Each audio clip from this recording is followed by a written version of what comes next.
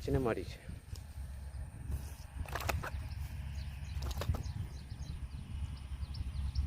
பிடிச்சினே lock ஆகிற மாதிரி முனையில் வச்சுருந்த ஊக்க அந்த ஐடியா தான் யூஸ் பண்ணேன்.